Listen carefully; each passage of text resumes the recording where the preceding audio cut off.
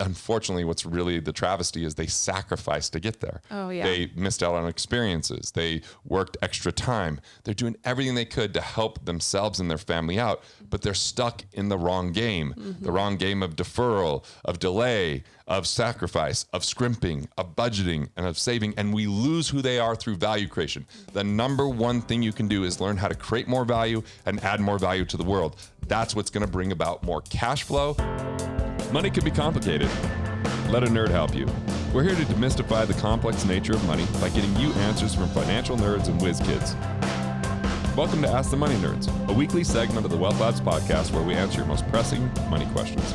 How in the world can you find money that's rightfully yours and keep it? Or do people lose and leak money unintentionally? Would you rather keep your coffee habit and instead lose budgeting and no longer have to coupon clip and get ahead without giving up quality of life?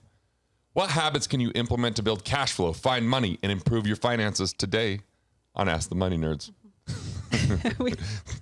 I love that enthusiasm and that excitement in your face. I just gave you that look like we're doing this. We're doing Let's this. ready to roll. Okay, so Scott's question. I love Scott's question because when we take and I'll read it here in a minute, but when we take an assessment or an inventory of our habits, our daily habits, whether they're around money or not, we can really decide what we want to hone in on, what's going to help us grow and shape our lives in a different way. So Scott's question today says, what are the best daily money habits or routines to implement for improved productivity and improving cash flow? Okay, let's do this. Let's do it. So look, I remember discovering something that we called the producer power hour. And our definition of producer was to produce more in the world than we consume, right? So you're adding something, you're adding value. And then the power hour was, what if you started your day investing in yourself? You're not investing money, you're investing time. And there was really 3 E's that we started with. A little exercise, right? Get the body in motion. The second E was education. Where can you kind of develop the most important skills, whether those skills around money and cash flow like we're talking about here, or maybe it's emotional intelligence, or maybe it's marketing, or maybe it's speaking skills, but you're reading something that helps you to put your value out there in the world. And then the third thing, and reading or listening or however it might be. And the third E was enlightenment, which was more about a spiritual component, a gratitude component, or a component for space, because there's so much noise in the world. We're just constantly bombarded with things, and I'm noisy. I get it, you know. And if you had this space to actually listen to yourself, to tune into that intuition, right? So that could be just quiet time to think. That could be meditation. That could be prayer. But starting your day this way was like putting on an armor of abundance so that you could show up the best version of who you are. And even though you take an hour, and I don't care if it's an hour, it could be 10 minutes, progress over perfection. Start somewhere. Right. Then the rest of the day is transformed where you're bringing a better energy to it, where you're living your life with more intention, where you're developing the most important part of who you are, right? And I think purpose, there's a lot of activities around finding it. But I think that starting your day this way is one of the best ways to discover that purpose, because I can't look at someone and tell them what their purpose is. Right. But I think that there's flashes in our life, right? Just moments. And if we're too busy doing and not getting any time to understand our being, then we miss out on what's available to us. Yeah, the power hour is a recognition that who I am is valuable in itself, and that I can, when I invest in myself and I choose myself before I start my day, before I invest in anybody else's vision or mission or anything like that, that I am saying everything that I am and what I come to the table with is important. Right. So let's put this in terms of money. So if you're doing a daily power hour, whether that's 5 days a week or 7 days a week, you just start your day that way. You can say maybe Monday that when you're doing the education side, you can implement something I call mindful cash management. So mindful cash management begins with the 4 types of expenses. So there's 4 types. The first one is destructive. So anything that leads towards debt, anything that's leading towards addiction, any of the things that you don't have control over or you're borrowing to consume, we want to eliminate those types of expenses. So if you look and you go, I've been paying for this thing for months and I've never used it, and it's something like Microsoft Word, I try to put that on my iPad, but it doesn't work without the internet because they want me to pay monthly. So I'm like, cool, I'll just use my computer instead of my iPad. Really small expense, $6 a month, but that would be an example. Slightly destructive. And so many companies are moving to the subscription model, which is great and convenient in some ways, but sometimes we forget that we've actually subscribed to a service. And we're not getting value from it. And we're not getting value from it. So just taking an assessment of where am I investing money on an ongoing basis that's not necessary. So that's a small way to improve cash flow. The second is our lifestyle expenses. And this is where having that weekly check-in just to say, hey, where's my money going, right? What am I paying for? And is it giving me utility? Do I enjoy it? Like there's certain things that are almost like a must to live, but there's other lifestyle expenses that are kind of our choice. It's luxuries that we enjoy. It's, the things that we spend our money on that we go, hey, that has plenty of utility. We're just making sure that weekly you're not spending more than what comes in. Then the third type of expense is a protective expense. It's anything from building up your liquidity and savings to having insurances that transfer risk to, if you're a business owner, setting up the right corporations, or education is a huge part of your protective expenses, because the more knowledgeable you are, the better you can be at managing and mitigating risk, right? Simply, the protective expenses are usually something that's a bit negligent for people because nobody wakes up in the morning excited to address these things. The fourth one is a productive expense. Where can you add $1 in your life and have more than $1 come out the other side? Maybe it's investing in your skills and abilities. Maybe it's investing in marketing. Maybe it's investing in, just simple knowledge that you go, okay, I now know better what to do to monetize who I am and what I'm about and reach more people or more deeply impact the people that I'm reaching. Yeah. But by differentiating the four expenses, this isn't about budgeting. It's about mindfulness, right? So if you can pay yourself first, so it's just an automation. Every time you make a deposit in the bank, there's a separate account that has an automatic percentage go. You don't even have to think about it. It just sweeps over there. You're like, cool. Now everything else that's left over is mine to spend how I want. And so this is how we start to manage cash flow. And then you're just looking at, can I eliminate any destructive expenses?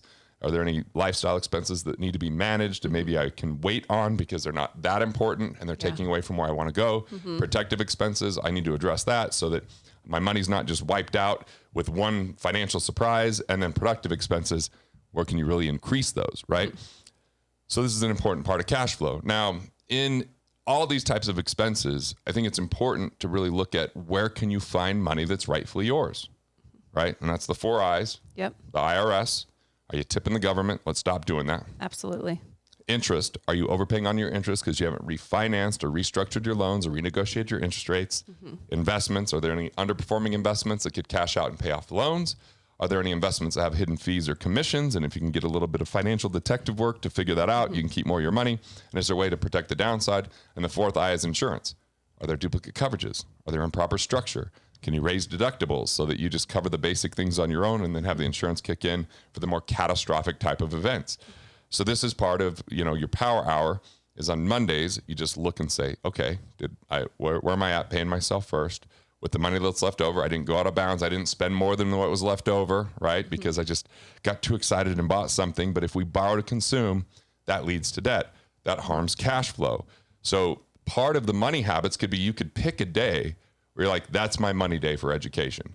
So mindful cash management on that day, and you listen to one of these YouTube videos or you pick up one of my books, or something like that, and you're just increasing your education because we aren't born with a money manual.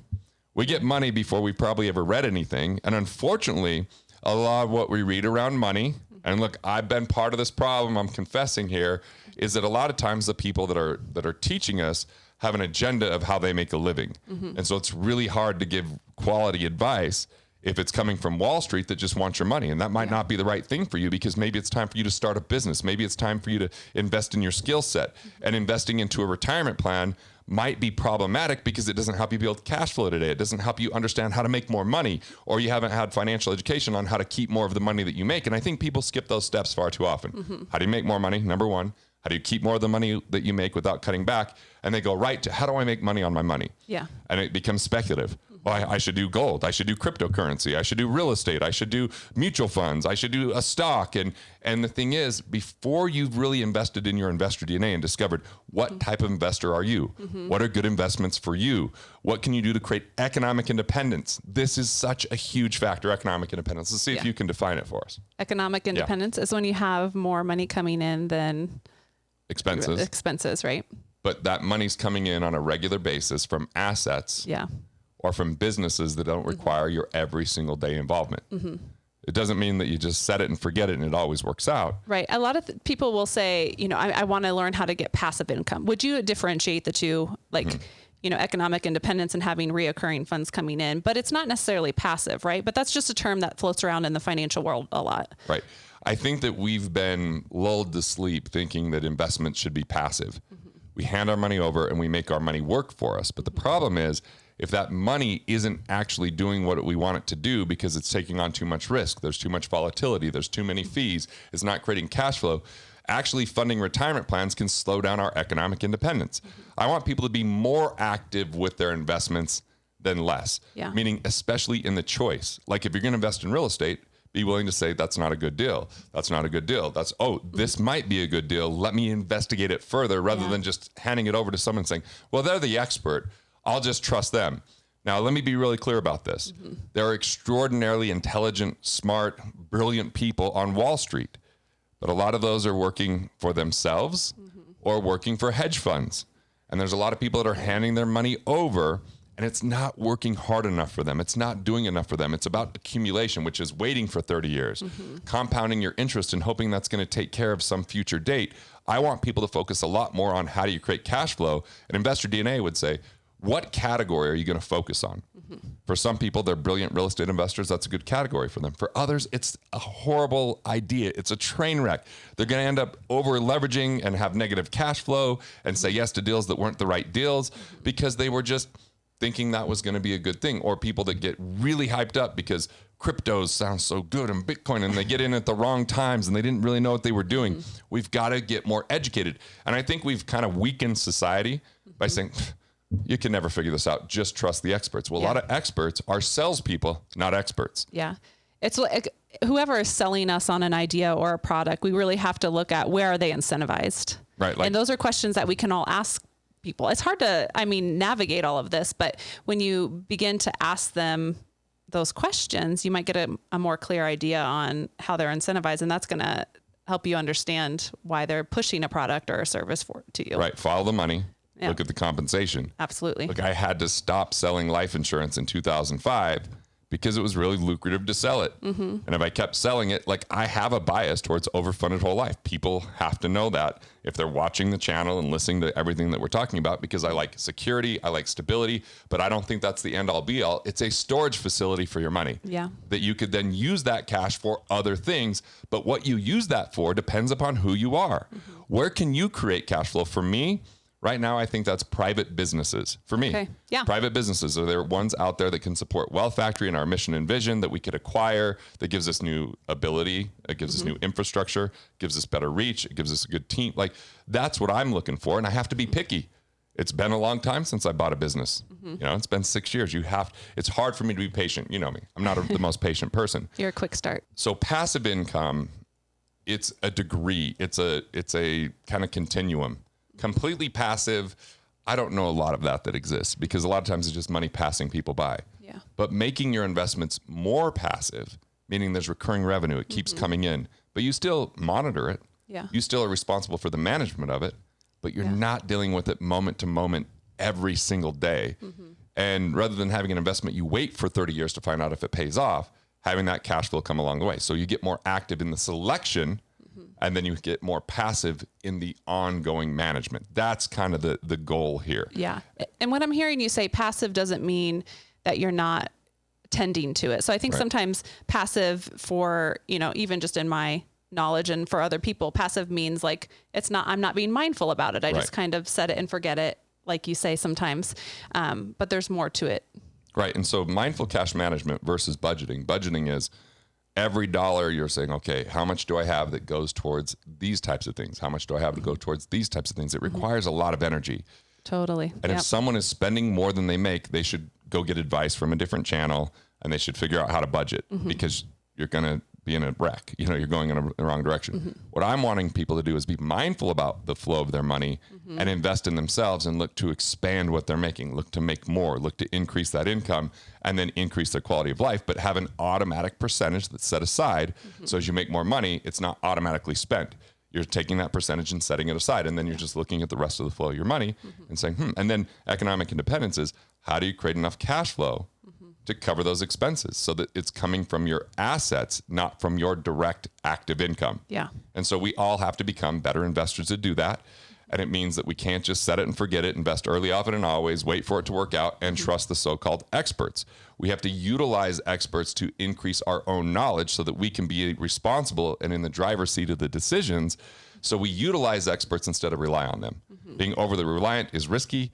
Utilizing from the right voices and the people that have, done it before, or that really, they have a niche. So there's brilliant people that teach real estate.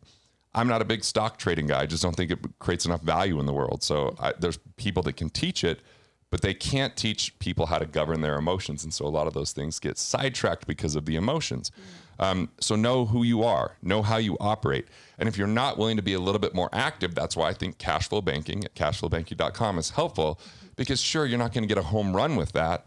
But if you can get 4 or 5% with safety, with some security, with a level of guarantee once it's there, that's better than speculating in things you don't know and understand. And that volatility a lot of times gives people knots in their stomach. They're like, I just worked so hard for this and it just went down in value and I don't know why. And I had nothing to do with it.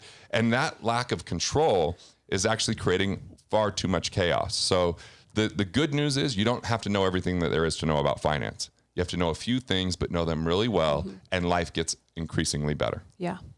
One of the things, going back to productive expenses, when you take $1 and you invest it into yourself, whether that's a course that you're taking, a book that you're reading, being coached by someone, sometimes it's obvious that when I put $1 into this, I'm getting more than $1 back. But sometimes I think productive expenses, it feels a bit ambiguous. Like, am I really learning from this course and applying it in a way that gets me more than $1 back? Do you have any thoughts on, how to start filtering through some of these expenses that we may originally perceive as productive, and then over time they are no longer serve you, or they take too long to pay off? I think there's a lot of false starts out there. People go, okay, I'm going to invest in this course. I'm going to do the work. And then they find they didn't really enjoy the work, and they find that they had other things that grab their interest. So I think the most important thing that we can all do is define the win up front. Yeah. What's our win? How's this going to work? And my good friend Rich Christensen said, and then you create your safeguards. You create your guardrails is what he calls them. He's like, you're going to zigzag towards that goal, but you want to have guardrails so you don't get too far off course and end up crashing. Yeah. So I would call that course corrections along the way rather than a forced correction because you didn't pay attention. And so I just look at, for me, it's really around intellectual property is my number one investment. Looking to potentially acquire businesses would be a number 2 investment, but real estate's no longer part of my portfolio, but I think there's good people that can do that. It's just not where I want to put it. It was a distraction for me.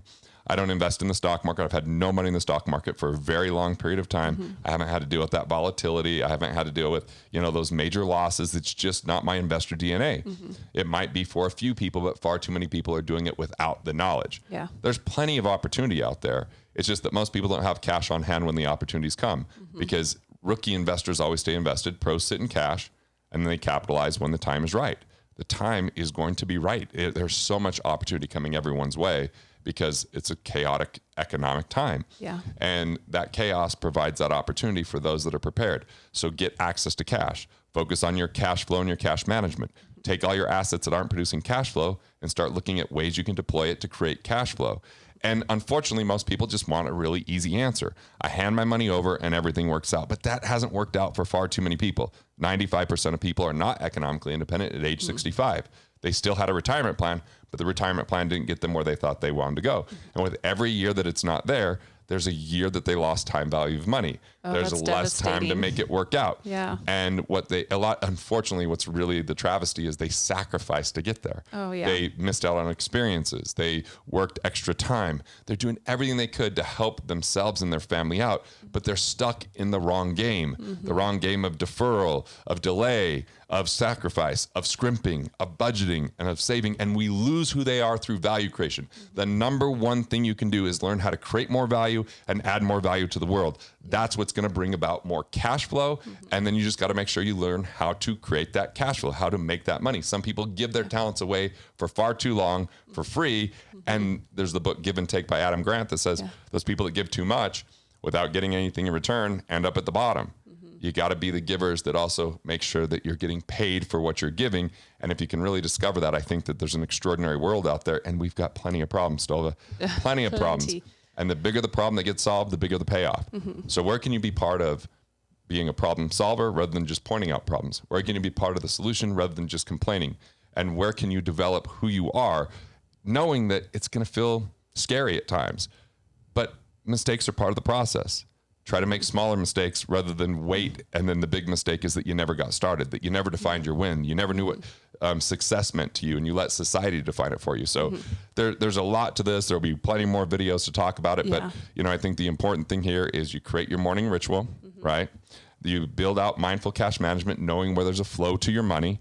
You know your different types of expenses. You know how to eliminate the destructive ones. You know how to increase the productive ones. And ultimately, you look for money that's missing from your life because you're paying too much to the government or too much to a financial institution. And you really start looking at the rules of the game. And those rules are cash flow. They're discovering your investor DNA. They're looking for ways that you can create recurring revenue, and that you're watching a video like this, which means that you're interested. Make sure you become committed to one thing that will add more cash to your life today. If you do that, that's momentum. Then take that momentum, invest it back into yourself, add more value, and the world starts to become a much better place. Yes, I'm with you on that. I think one of the most beautiful things is when a person is fully alive. So when we begin to identify what value we can or add to the world around us, we become more fully self-expressed. And when I feel like that's a beautiful thing, when you see just someone in their lane, loving what they do, enjoying it. And I agree with you. I think the world needs more people who are not putting their dreams in hibernation, but that they're fully self-expressed. And it's at that time when we can start solving the world's problems, or even just not even the world's problems, but addressing what's in our family or our local communities and contributing to the world in that way. So it's a hard process, but it's worth it in the long run. Hey everyone, this is Garrett Gunderson with Ask the Money Nerds. And are you wondering where to allocate your money? Where can you invest right now? Are publicly traded companies like the stock market, mutual funds heavily overvalued? Yes. Are there better opportunities out there? Yes, absolutely. And there's the big three that are going to help people own and control the future when it comes to their money. And I'm going to talk about the number one thing today, because we got in a question on Ask the Money Nerds. It was from Chris, and he says, for starters, I'm in love with your podcast. I've listened to all of them countless times over. This is a person I love. I want to answer all his questions many times over. So the past several months, he says, you've helped me understand the concept of always paying interest. Pay yourself first, and loads of other, wealth areas. My question to you is, you've been talking a lot lately about businesses slowly becoming available at a lower cost because of economic downturn we find ourselves in. It is early. We're not seeing a ton of that, but I'm bringing the expert that can tell you what's really going on there. I can't wait to introduce him and tell you some of the things that have happened since I've met him. So where should I be looking to find these businesses, given they align with my core values? Outside of just having personal connections and keeping my ear to the ground, is there somewhere to look for these business opportunities? Thank you so much for what you do. Has changed my life. All right. So I'm bringing on Walker Dybel. Did I say your last name right, Dybel? That's right, Garrett. Yes. I thought it was. I just making sure, Yeah. Like I just call you Walker because you picked me up in your car when I went and spoke in St. Louis, and you said, dude, are you a life insurance salesman? Because you read What Would the Rockefellers Do? And I was like, well, I sold it till 2005, so I guess so, but not anymore. And I mean, I warmed you up before I asked. Fair question. I mean, you picked me up. I had no choice but to ride to the place I was speaking at, and we became friends. You came out to one of my workshops, and honestly, I don't know how many copies of your book I bought, but they got handed out pretty quickly. And one of the first people I handed the book to is now profiting $40,000 a month from a business he acquired 18 months ago. He then had his brother buy a business because he was going to be in a company that Warren Buffett bought, and he saw the writing on the wall that he was going to get paid less or get fired. And so he actually got to move from some little town in Wyoming that you've never heard of and moved to Hawaii.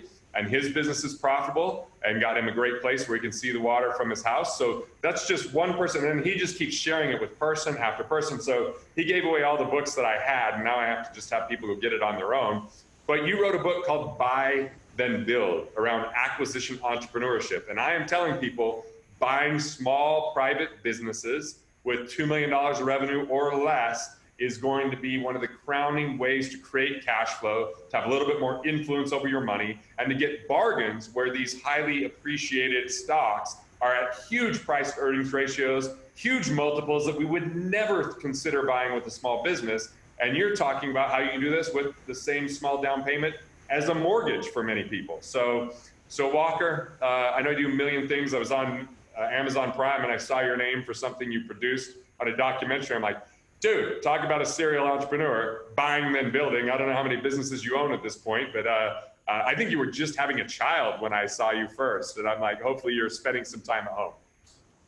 That's right. I've got 3 kids now, and I'm down to 3 businesses. I had an exit in October. New kid, one last business. Kid, one right. last business. That's about right. That's about right.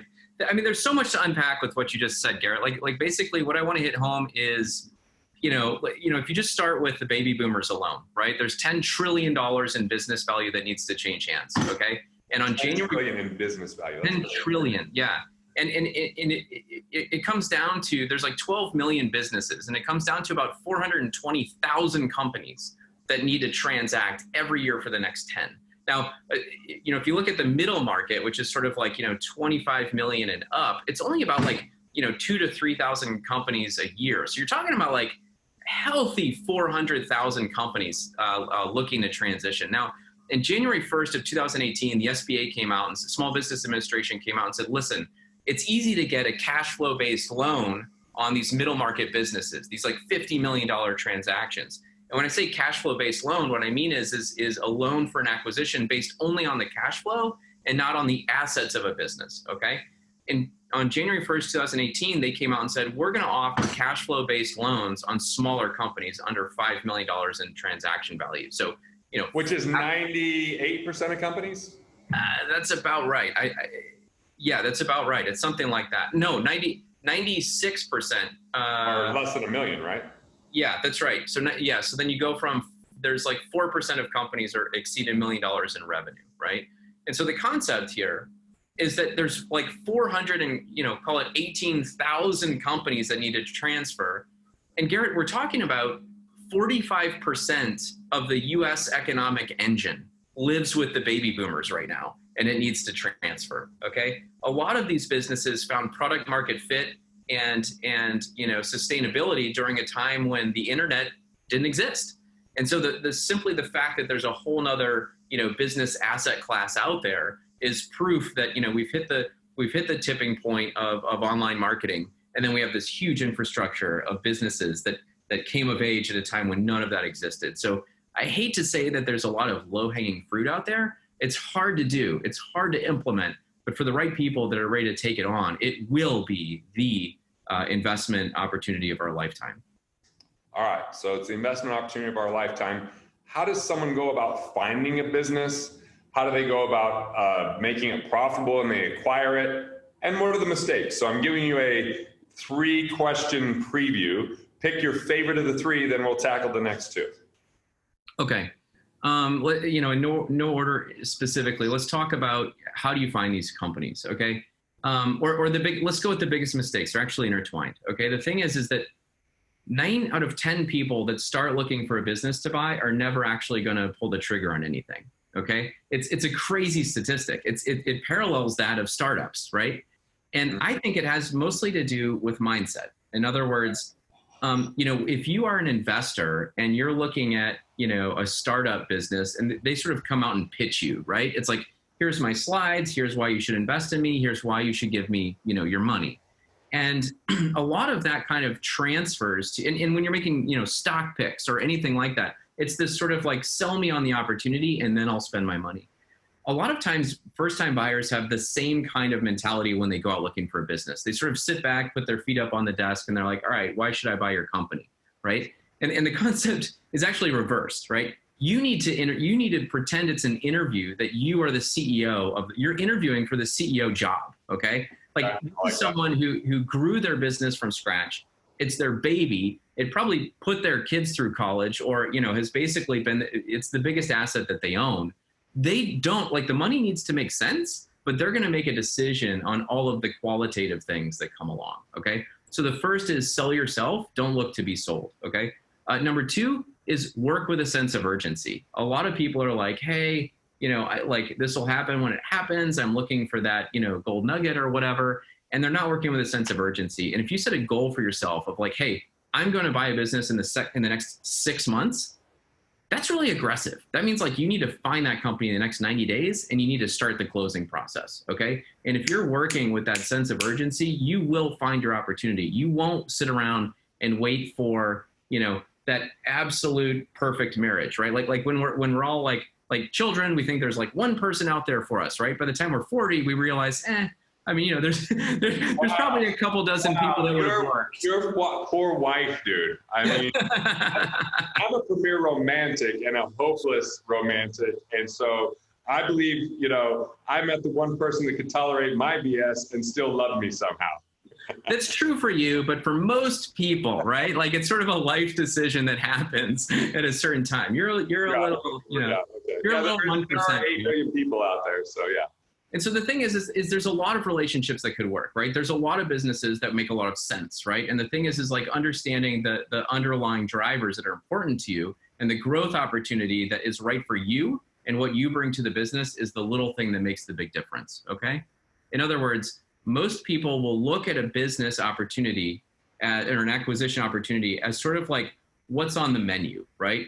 And if it's a great business, other people are probably going to vie for it. So that's treating like an interview, like bringing the best you have to the table, critical. They go into the restaurant not knowing if they want chicken or steak or pasta or if they're a vegetarian or they don't even know what they're looking for, right? So finding out what it is that you bring to the table as a CEO is the thing that's going to help you identify what's the right business for you. And what kind of things for people that have never owned a business before would they need to prepare for? How complicated in your mind is it for someone who's never owned a business to run a business? Like, is there things that you would do if you'd never owned a business to do this right? Were there resources that you would read or people that you would seek out? Yeah. I mean, saying you're going to buy a business is sort of like saying I'm going to go get a job. Like there's so many different types of companies that it's impossible to answer the question. What I would say is that, you know, I make money a few different ways. One of the things I do is I work as a business broker for online businesses. And I think that online businesses have a high degree of transferability. So they're easy to buy and they're easy to sell. And it's also kind of like business light. In other words, they tend to not have like, you know, 35 employees, you know, at a manufacturing location with all kinds of capital equipment and things that can go wrong. And so the more people you add and the more pieces of equipment you add, the more increased complexity there is, right? And so there's kind of like, there's just kind of like, you know, let me answer the question this way. Search funds have become very popular in MBA programs, right? It's the number one, like entrepreneurship through acquisition is the number one elective MBA class at every single school in which it's taught. But it's only taught at 11 schools, okay? And the concept is search funds. So like, you know, MBA students basically getting financed by these, you know, institutional capital firms or angel investors to go out and find a business and buy it and run it, okay? And the thing is you know, I've often questioned, you know, is that a good idea for like a newly minted MBA to run out and buy a company, right? And the thing is that I thought I was ready when I graduated with my MBA. What happened was, you know, it was, I found the private markets. They're opaque, they're fragmented. It takes a while to figure it out. And so I spent a couple of years looking, but during that time I had a couple of jobs. And Garrett, I just want to tell you, I learned more like just in my mid-20s, like out there doing it, like actually trying to sell things, actually trying to, you know, manage teams of people, actually trying to, you know, run production, that like I got to actually like break things on other people's dimes before I ran out and bought a business. So working for the type of business that you might look to, you know, acquire. So going back to your menu analogy, chicken, steak, vegetarian, like once you identify this is what I'm going to acquire, then you uncover your investor DNA, like how you understand how you would run that, how learn from those people. Even if you're paid less than what you want, be paid with that education, be paid with that information, be paid with that insight. And then, you know, especially if you were going to work for somewhere that wanted to sell in 3 years, go ahead and put yourself right into that purchase. That's right. So I think like understanding what you bring to the table, working with a sense of urgency, and really understanding that, you know, you're applying to be the CEO of this company are sort of like the three things that make the big difference in initiating a search and actually closing on something. Yeah. So the mistake would be not knowing what you're looking for. Yep. Going into it before you're ready. Not knowing what would make you ready or who to learn from. Yep. And then, you know, just not knowing where to search would be another mistake. Jumping into something too early would be another mistake. trying to do too much alone. Yeah, let me like so when you get into like I would say once you actually get to LOI, like what letter of intent, and you could put in an offer that's accepted, the mistakes that happen after that are, it's sort of like do your due diligence. It's kind of amazing to me how many people are sort of laissez-faire about their diligence, and what that means is it We've already bought into the idea before we've done the analysis. Like I already know I'm going to buy it, so I stop looking at due diligence because I'm convinced. That's it. And I'm just speaking from my experience of acquiring a business. Just saying. Yeah, no, that's it. And the thing is that like this is how it actually surfaces. The day before closing or the week before closing, it's like, yeah, I don't know, I just have cold feet. Like I just feel like I can't close it for some reason. I don't know, I'm not comfortable. Well, you're not comfortable because you didn't do your diligence, right? Like if you actually jump in and do financial and legal and operational diligence, you're going to be very comfortable. Now, there's always a leap of faith. It's always a little nerve-wracking, when you're taking out a big loan to buy something that like its destiny is dependent on your ability to actually create the future you're after. But the thing is like do your diligence and just prep, right? And the only other thing that I would say is it's not exactly a mistake, but it leads to one, which is a lot of first-time buyers really don't understand that most sellers are not evil by nature. In other words, they think that they're trying to dodge some kind of bullet, or like, oh, if it's so good, how come they're selling, right? And the thing is that like, probably a percentage of people are bad people, okay? That leaves 99%, okay? When you go to sell a business, it's a natural part of the life cycle of entrepreneurship, okay? Like number one, we build something of value, okay? And it's a value, and then we get it to a certain point, doing what we know what to do, and then sort of starts to flatten out. And as entrepreneurs, we all kind of have shiny object syndrome to some degree. And so you get sort of on to the next thing, and like you start, planting seeds, and then you're like, wait a minute, I can do this, but what I really need to do is sell this company first so that I can focus on the next thing, right? And so you've created something of value, and it's time to sell, right? It's time to exit. It's time to sell it to someone to take it to the next level. At the same time, if you look at that growth from like 0 to 1, if you will, when you're starting a business from scratch, and compare it to, buying a company with, if you use a lot of leverage, you use a lot of leverage, put a small down payment in, the curve is very parallel, right? Like you're building that equity in the company almost at the same rate, especially if you can grow it, right? And so it's just a part of the natural life cycle. And then once you have run your course, it's time for you to sell as well. So yeah, and that's part of the acquisition entrepreneurship goldmine is if you have new insight, new energy, a new person, there's definitely some break off in that, but there's also a possibility for breakthrough, for bringing that, energy to it. So where do people find businesses? Like, you're a business broker. Like I pretty much just tell people business brokers. I mean, do you have a better answer than that? No, I think that's the best place to go, frankly. Look, there's a lot of attention. Once you break into like, okay, what is acquisition entrepreneurship and how do I do it? You'll see there's a lot of noise around proprietary deal flow. Ooh, what that means is go out and talk to everyone you know, okay? And try to dig up a deal, okay?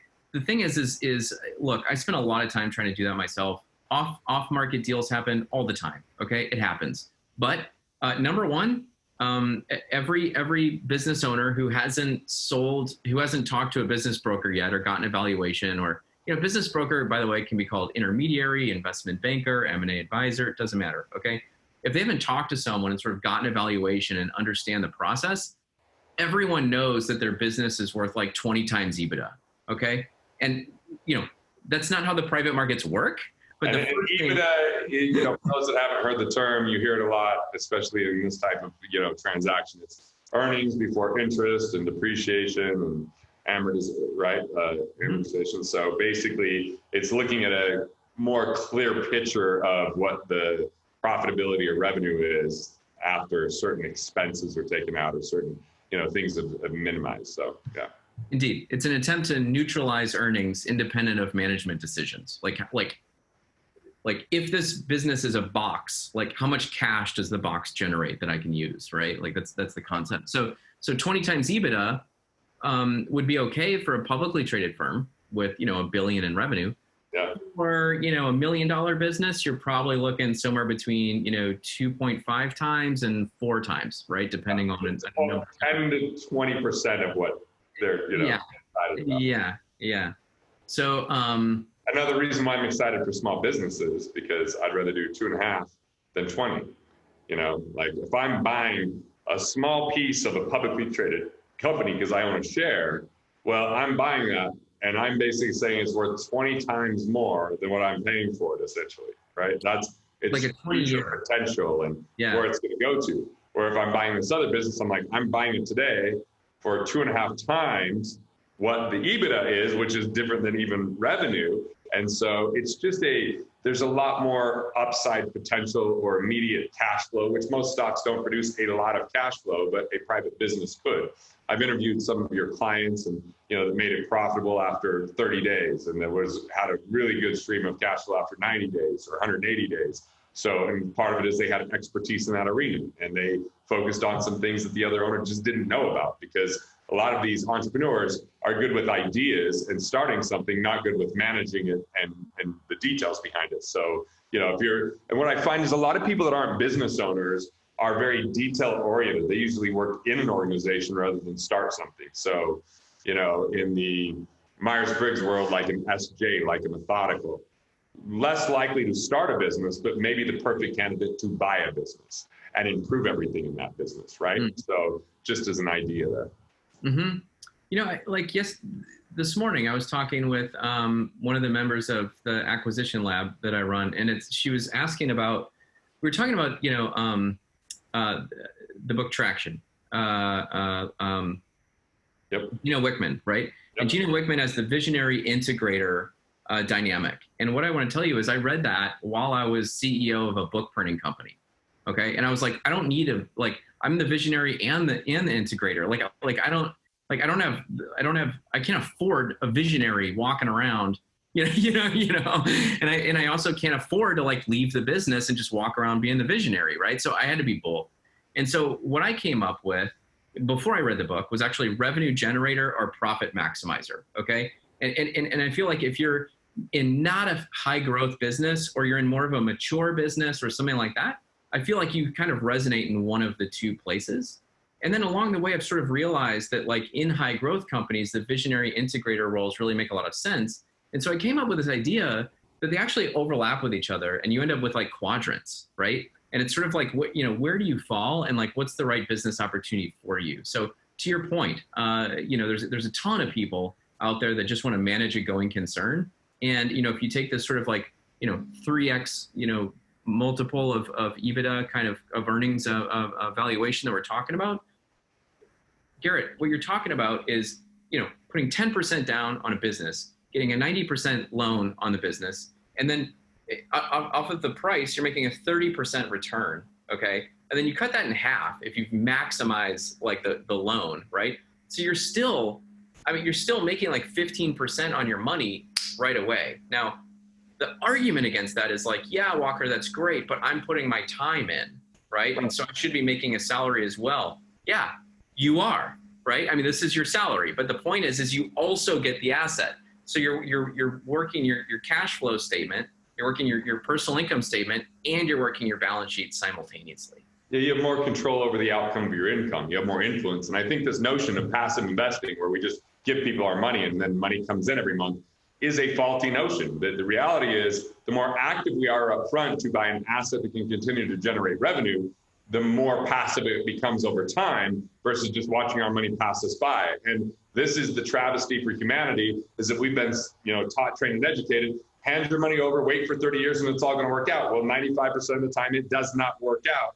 So I like this because you can look at the predictability of the business, the financials, how long it's been around. And I'm thinking of two people that weren't business owners that read your book and bought businesses, and they're doing great. It doesn't mean there isn't trouble at times and they don't have to get involved. And there isn't yes, it requires effort. When we think there's something for nothing, we're being robbed of our livelihood. It doesn't exist. There isn't mailbox money for 99% of the people or 99% of the time. Even if you're part of the lucky sperm club, meaning you were born into the family, you still got to behave a certain way if you want to still get it. If you're going to win the lottery, you're one in however many people that actually win it. The rest of the suckers are just giving their money away. And if you marry into it, that's probably the hardest work there ever has been to be able to get money, because now you got to fake that you love someone, and that's a pretty tough thing to do.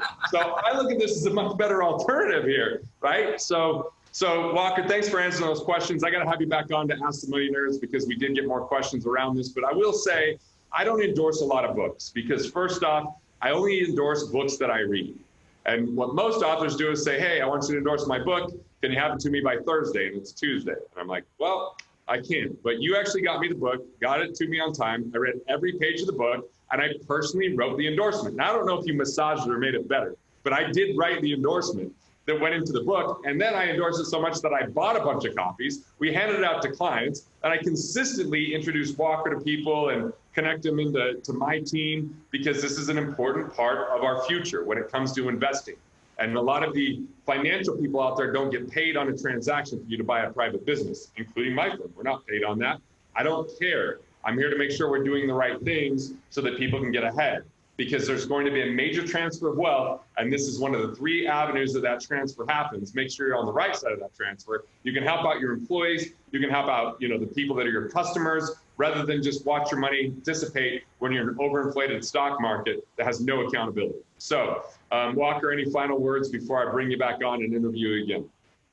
I would just say that this is entrepreneurship. It's not easy.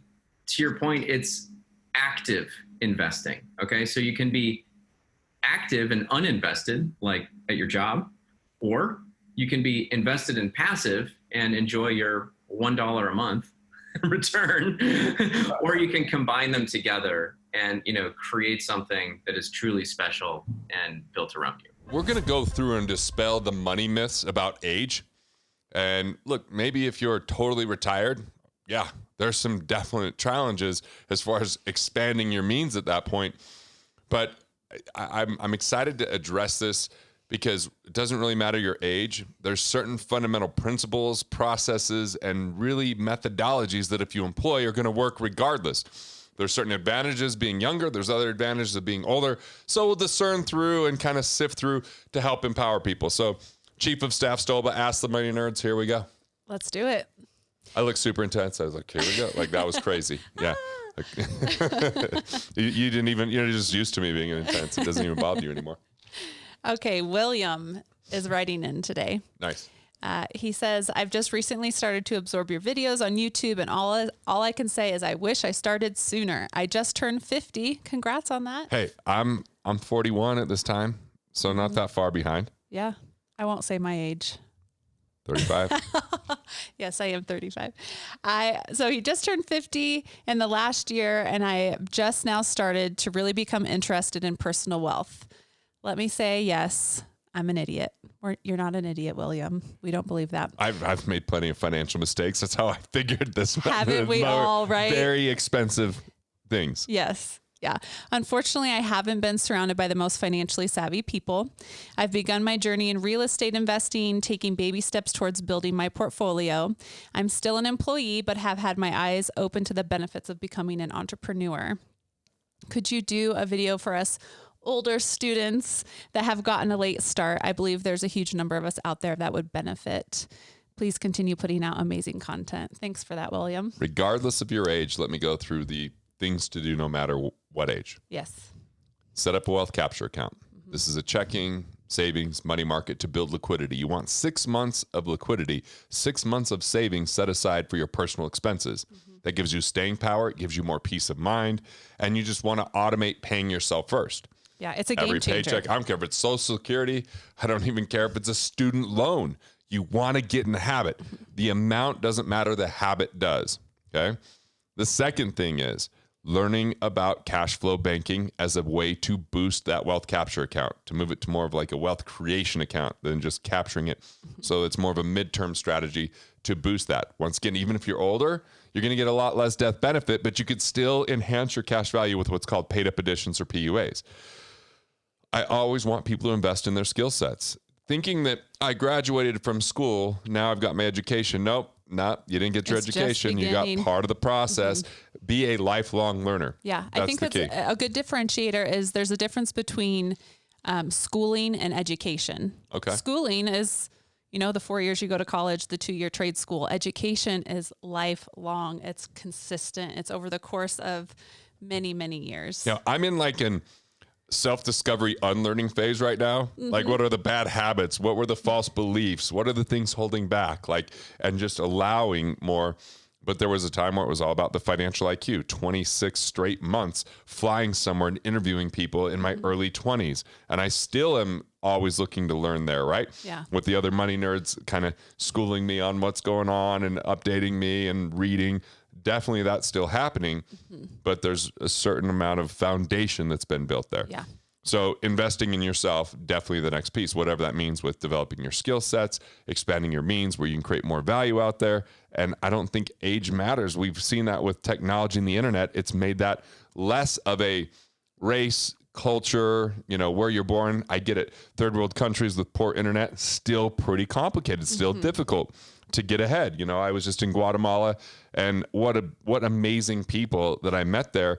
Very entrepreneurial, but definitely, haven't quite expanded beyond their own little areas to a certain degree. So I get that there's, challenges that way, but for more of the population than ever before, the playing, field has been leveled, right? It's the gap is closing in some ways, and in other ways it's widening. Where it's widening is there's more of a wealth gap now than ever. Really rich people accounting for so much of the wealth with so few people, and then a lot of people that are kind of stuck in a middle class type of place. And a lot of it's because of the narrative and the I'm too old, I'm too young, I'm too this, I'm too that. And we've got to get to the core of value creation. How do we deliver more value? How do we impact more people? How do we more deeply impact those people that we reach? This is a huge key for that. So once we've got the foundation I just talked about, then it's about economic independence. And this is a process that's 10 years or less. It's most of the time 3 to 7 years. So economic independence is recovering cash. So plug the leaks. Are you overpaying tax, overpaying interest, overpaying on investment fees that don't perform, or overpaying on insurance costs that don't protect? Then the second thing is engineering wealth. What is the number that you have to get every month to cover your basics? Let's generate cash flow to get there. Is it paying things off? Is it building things up? Then the third one is taking all assets and rather than accumulating, which at 50, compound interest isn't going to do you a lot of good. Because you got to wait all the way till you're 80 to really get the benefits of it fully. So instead, we're going to focus on cash flow over accumulation. So that's accelerating investment income. Then fourth is scaling revenue. So whether you're a business owner and you grow that business, or whether you're an individual that works in an organization that you get upside potential through, whether that's bonuses, whether that's incentives, whether that's specific projects that when they hit completion, you get more money. You've got to have that upside potential where you're not just trading time for dollars in today's economy. And then the fifth one is to make it count. It's investing back into yourself. It's having quality of life along the way. Those are the 5 things: recover cash, engineer wealth, accelerate investment income, scale revenue, and make it count. Economic independence is the factor. Doesn't matter your age, 60 years old, 50 years old, 40, 30, 20. It's all about economic independence. Get assets that create cash flow. The notion of financial planning being overly emphasizing retirement planning and setting money aside for 30 years is the problem. That's kind of the antagonist of the story. That's kind of the villain when it comes down to it. So how does someone go about finding their economic independence number? Look at your basic financial situation, right? What are your utilities? What's your rent or what's your mortgage? What are the basic things as far as food and shelter? And then when you have that number, that's your economic independence number, how much you have to have every month. Now can you reduce that number because you pay a loan off, right? So that lowers the bar in a good way. Yeah. Or could you invest that creates more cash flow to get there? So for some people, they've got to look at their investment index. Their investment index is they take how much they deposit into an investment, right? And so they take however much that is, and then they divide the total Should we amount. map it out on the iPad so they can see it? So the investment index is simply... Investment index is how much have you put into an account divided by how much cash flow or how much payment comes to you. Yeah. Now, a lot of people have no cash flow coming from their investments because they've been trained to be accumulation investors rather than cash flow investors. So that's why we want to accelerate investment income. And what we want is we want a really low number. So a low number here would be 50 or less. That is a cash cow, just kicking off tons of cash flow. If it's 50 to 100, that's cash flow strong. If it's greater than 100, well, we want to get better cash flow from the allocation of your money. Some people do this extraordinarily well with real estate. Others buy businesses and do it really well. Others are more passive, and maybe they invest in real estate funds, or they invest in dividend paying stocks, or they do, I see people that use options trading in order to create cash flow. You've got to find what works for you. For me, I've mentioned over and over, it's really intellectual property and creating those recurring revenues from everything from selling books to having the coaching programs at Wealth Factory that support people in the implementation. But ultimately, we also want to know your cash flow index, right? Which is more when you've borrowed money. So how much did you borrow divided by how much you have to pay per month? And what you want on that is a high number. Here, you're the one that's giving your money out to get cash flow. There, you're borrowing money. So you're thinking opposite here. Exactly. When you're the bank, you want a really low cash flow index because it means there's a lot of cash flow coming into you for not giving a whole bunch of money, and you're in the game of cash flow. If you're an investor, you want a really low investment index because it means you didn't have to put a lot of capital out there to create a very powerful cash flow. Now, an example would be if someone's been paying on their mortgage for a really long time, and maybe they only have 3 years left, but it's been an amortized loan over 15 years or 30 years. Maybe they've been paying extra on it. They probably have a really low cash flow index on that, less than 50. So if they were to pay that off, let's say it only took $30,000 and it saved $1,500 a month. That is a big return. Imagine taking $30,000 and creating $1,500 a month. That's going to be hard to invest $30,000 to create that same cash flow. So we're just looking at how to manage cash flow. Engineering wealth is finding what your number is and then finding ways to create that cash flow. Accelerating investment income is saying, where do you have existing resources that you can start creating that cash flow? I've seen people use their credit, and they've helped other investors buy real estate, and they get paid a percentage of the real estate deal or monthly cash flow for using their credit. So that's a resource to be more resourceful with. I've seen people do a 72T distribution on their 401ks, which starts to give them monthly cash flow now without the 10% penalty. So that becomes a cash flowing asset versus an accumulation asset.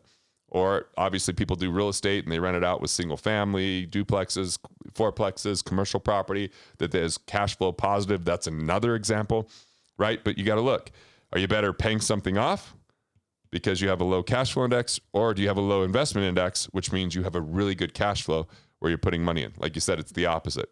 You want a high cash flow index and a low investment index, right? That's the deal. Makes sense.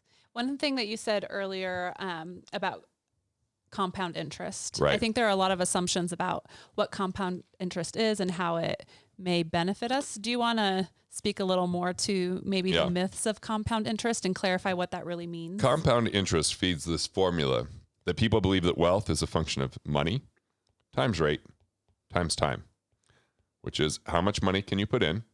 And it's the notion of it takes money to make money. That's what people who want your money, that's what they tell you. Yeah. So, takes money to make money. So yeah, if you put more money in, you'll have more in the future. Well, okay, of course. Rate. How do most people try to get a higher rate of return? They take more risk, but higher risk equals a higher chance of loss. So now they're adding more money, they're taking more risk, and then they're told, hey, compound interest is a 30-year or longer proposition, because if we look at a compound interest curve, it's kind of this curve that's slow initially, then it gains steam the 10 to 20 years, but then 20 to 30, it gets that hockey stick, that exponential curve. So it's always something kind of out there. Well, the institutions selling compound interest are actually compounding cash flow. They're focused on cash flow. So if you go to a bank and they say, great, we're going to give you 2%, you'll see a sign for like a savings account or maybe a money market or a CD, right? At 2%. And then you'll see a sign over here that says, oh, we've got a mortgage for 4%. Well, that looks like, oh, that's not a big spread, but they're renting your money for $2, right, per year for your $100. Over here, they're selling $100 for $4 a year, right? Well, the reality is that's 100% markup. That's 100% return. If I can pay $2 to get $4 back, that's 100% return. That is an amazing rate of return. On the other side of that is if I'm only earning 2%, but I'm paying 4%, well, if I cash out my 2% account and pay off the 4% account, that's 100% improvement. So that's why we want to look at the cash flow index versus the investment index, because this is really, finance 101, but understanding this is essential. And what I want to cover here is what's called cost of money. Yeah. Your cost of money is either the highest interest that you're paying on something, or so it's either what you're paying or what you're earning. So what can you safely, sustainably earn on your money? Some people might get 10, 20, 30% 1 year on an investment or on their business, but that's probably not something you're going to get for 30 years. So it's got to be sustainable. So let's say you knew you could earn 4 or 5%, right? But right now you're paying a 10% interest rate on a credit card. Well, paying something off is a much higher priority at that point. Yeah. Right? Some credit cards I've seen are like 20, 22, 26, 28. Hard to beat that rate of return. So every time you don't pay that off, that dollar is costing you $1.22 because it's your opportunity cost. What that dollar could have saved you. See, there's always an interest cost, whether you pay cash and you forfeit the right to earn interest, or whether you borrow and you pay interest. Either way, there's an interest cost. We know when we borrow, we pay interest. That's the obvious one. Yeah.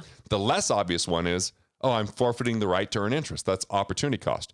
So cost of money is your highest net sustainable rate of return, or your highest net sustainable cost. So you've got to really understand that to know and make personal finance personal. So should I borrow? Should I pay cash?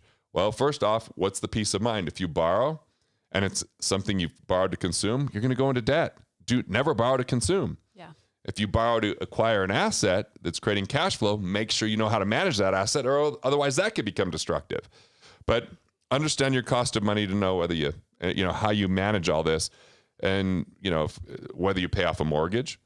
If you're only paying 2% because you're on an introductory rate for a few years and it's an adjustable, but you're earning 4%, that's a pretty good situation. But if you're paying, if you're paying 5% and you're only earning 3%, you're going in the wrong direction there. So it's very personal. And that's why it's hard to just hear people say, you should always get rid of your mortgage and pay extra every single month to it. Or you should never pay off your mortgage and you should get the maximum tax deduction. Who's right? Well, it depends. Yeah. Who are you? How do you relate to the mortgage? How do these things operate and work?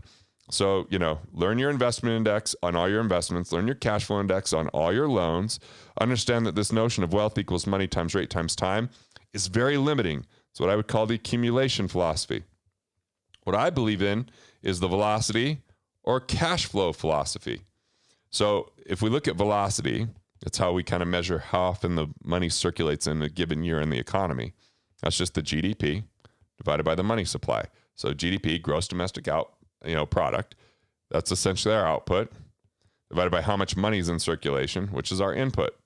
Now, if they just print more money, it doesn't necessarily increase the GDP, right? It could actually lower it because it inflates, right? Yeah. Or if they, so if someone says just take more risk, that's a new input. Or save more money, that's a new input. So the question is, how do you keep your input fixed and increase your output? Well, it's through velocity. Cash flow creates velocity, keeping your money in motion.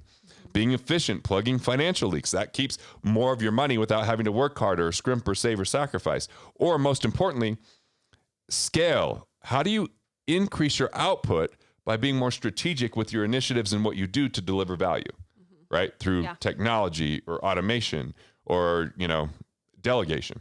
Yeah. So one of the things this person wrote in and was talking about real estate investing. They're starting to get into that. Right. So how do you go about acquiring assets and maybe I don't think responsible is the right word, but how someone's into real estate. How do you go about doing it without really putting so much risk into it? I know you have a friend who wrote a book about, buy then build, right? Yep. Can you speak to that a little bit? I think it would be helpful. helpful. So in real estate, the first thing I would look for is how do you make money on the buy? So an example that I lucked into where I made money on the buy is one of my friends, Joe, called me and he said, hey, I've got a friend that is not making his house payments, but there's a lot of equity. At the time, there was $90,000 of equity on basically a $280,000 home. So he's risking losing it and going to foreclosure. So I came in and I bought it. We used my wife's credit, no money down. We bought the property and then he started making the payments to us while he lived in it. But he worked on his credit over the next year. And then he bought it out, and we were just going to split the equity at the time that he bought it out because I helped save it. So I actually walked away with $90,000, and he walked away with $90,000 because the market was so hot at the time, right? Wow. That's making money on the buy. There's already equity there because of a distressed situation, a distressed seller. We did another Ask the Money Nerds question where someone's got a bunch of equity in their home, like 40% equity in their home, but they can't qualify for a loan. That might be an example. Yeah. Right? Where they could, for sure. Yeah. So how can you make money on the buy? Some people do it because they know if they just, improve some amenities, maybe they improve the master bath, maybe they improve the entryway, maybe they improve the kitchen, that they immediately know someone's going to find more value in that, right? Yeah. So some people are good at the fix and flip, and there's formulas and there's software that are just really effective. It's competitive, but know what you're doing. So how can you make money on the buy? The second way you make money on the buy is at cash flow positive from day one. How can you buy it and it's already cash flowing the day that you get it? What kind of situation would allow a property to cash flow from day one? The right rental agreements, right? For a commercial property. So there's already lease agreements, and, obviously that's going to drive the price up because in commercial, they look at the cap rate, which has to do with the rents versus what you purchase. Okay. And so obviously people know what they're willing to buy based upon that. Let's say that you went and you bought a 30-plex, okay? But it was just zoned as a 30-plex. But then what you do is you build it that each unit could be individually sold. So it's not, and then you go to your tenants, and maybe 30% of them want to buy that unit, and all you had to do is make some modifications for it in order to qualify for financing. And all of a sudden, okay, you've got a great situation because you could sell that, refinance, have a loan at a place where everyone else, or you could even sell or finance to your tenants, which might mean they make a down payment. You're the bank. They're paying a higher payment because now they're building equity and you're the lender. Wow. So these are just a few examples of what you might be able to do. Or maybe you have a really great property and you make it a corporate retreat. And all of a sudden you're renting that for short term. See, because when you rent something for 12 months, it's going to be a much lower monthly payment than, let's say, we're close to Park City right now. During Sundance, you can really rent for high during that week because of the demand, right? Or during ski season, when it's a great winter like it is this winter, you can rent for a lot more for those short terms rather than, and now it's more work because there's more turnover and there's more management, but that could be a big boost in cash flow as well. So you make money on the buy because of a distressed situation, or you know what you're buying that someone else didn't know, or maybe it's someone's now deceased and it's part of an estate and they're just trying to, move quickly and get their cash. Like the cabin, that's what happened here with this cabin. It's cash flow positive because you have the right renters, or you fractionalize the ownership and now you've got 8 different owners and they're all leasing it out. There's so many options there. Yeah, I have to say I'm learning a lot. Yeah. I know my investor DNA is not real estate, but this is exciting stuff. Yeah, so make money on the buy, be really cash flow positive. And this is what I would say. You have some type of due diligence team or formula, and you have to look at a lot of deals. So if you're going to get in real estate, treat it like a business, not like a hobby. Yeah. Because otherwise you're going to be with really competitive, intelligent people that have software and have teams, and they'll pass up on a ton of deals to find the right deal. So if you're patient, you're looking at enough deal flow, you're going to be a lot better off. And so, I'm a instructor for some of the real estate programs out there, and you'll just see there's so many things to do in real estate, from lease negotiations to lease options to seller financing to auctions to commercial property to residential to vacation rentals. But don't try to be an expert in all those things. Find what it works for you. Want to continue the path to be a better investor? Make sure that you're not losing money and taking too much risk? Well, click here and learn about strengths vesting.